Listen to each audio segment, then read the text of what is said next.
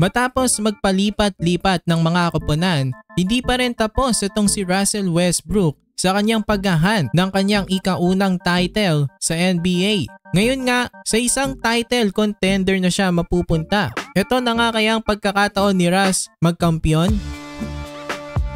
So matapos mabigo ng 2012 NBA Finals sa Miami Heat nila LeBron James, D-Wade at Chris Bosh, hindi na nga muling nakatungtong si Russ sa NBA Finals. At nang iwan siya ni Kevin Durant noong 2016, hindi na rin siya nakabalik pa ng Conference Finals. After naman ng kanyang stint sa OKC, nag-decline ang kanyang laruan dahil na rin sa mga injuries na kanyang natamo at nagpalipat-lipat na nga siya ng mga koponan.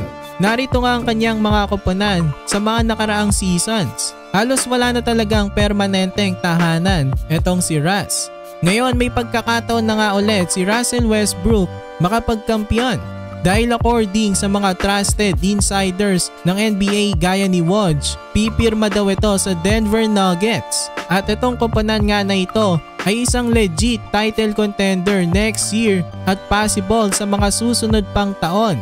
I think solid pick-up ito para sa Nuggets. Nabawasan nga sila ng depth sa kanilang guard position dahil sa pag-alis sa kanila ni KCP. Iba na nga ang role ni Russ. Mas madali na, hindi gaya dati. Dati nasa kanyang focus dahil isa pa siyang superstar ng team. Ngayon bilang role player na lang, magiging fine lang itong si Russ sa Nuggets.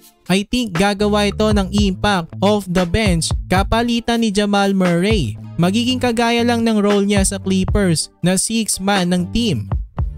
May ibubuga pa naman itong si Russ. Yes, hindi na nga kagaya dati. Pero I think malaki pa naman ang kanyang maitutulong para sa Nuggets. Nag-average nga siya last season ng 11.1 points per game, 5 rebounds at 4.5 assists.